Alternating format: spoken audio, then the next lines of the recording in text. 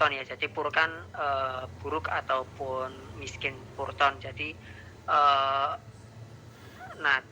bukan nada apa ya, nuansa yang buruk lah ataupun kelakuan-kelakuan buruk dari para atasan. Top kan atas ya, pimpinan puncak. Jadi ada purton at the top. Jadi kalau misal atasnya ada jelek ya itu ya artinya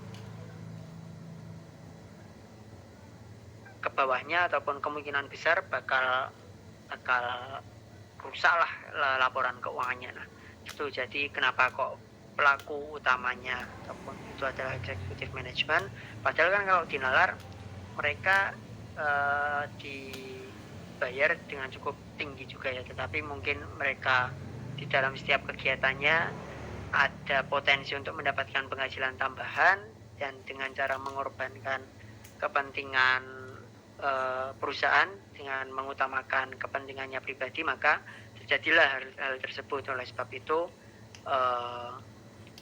pelaku utamanya adalah ataupun yang sering tertangkap adalah para direksi, dan akan semakin gawat kalau mereka itu berkolusi. Nah itu kita minggu depan akan bahas itu terkait teori fraud yang berkembang. Awalnya itu hanya triangle fraud, kalau teman-teman pernah dengar, dan sekarang itu hingga sekarang sudah berkembang hingga menjadi hexagon fraud. Hexagon berarti ada 6 ya, ada 6 faktor yang mempengaruhi seseorang itu mau melakukan fraud atau enggak. Oke, seperti itu. Lalu korupsi itu ya berkait dengan perampokan dan lain sebagainya. Ini rinciannya yang tadi.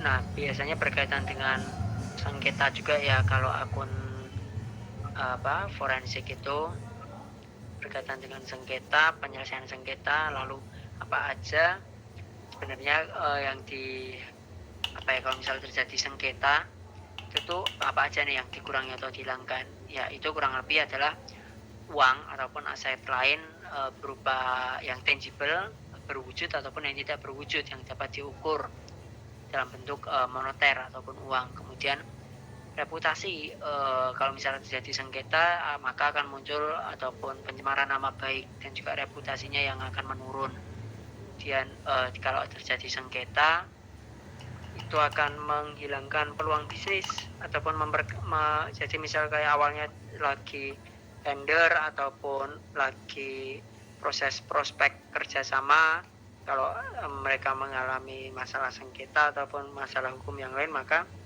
si calon klien ya tentu akan berpikir ulang kan ya, sehingga itu akan menutup peluang bisnis dan juga hal-hal yang lainnya. Nah berhasil tidaknya penyelesaian sengketa itu tuh tergantung pada konsekuensi nilai. Jadi biasanya ada sengketa itu kan ada ganti ruginya ataupun ini biar sengketanya selesai ini berapa nih bayarannya itu berapa. Nah kemudian terkait juga emangnya masalahnya sebesar apa sih, kok sengketanya ini, problemnya ini, konfliknya ini nggak selesai-selesai. Lalu yang itu penyelesaian kasus yang serupa itu sebelumnya kayak gimana, apakah ada titik temunya atau enggak, karena kan kita bisa ngelihat polanya nih, lihat pola kayak gimana kasus sebelumnya itu cara penangannya gimana.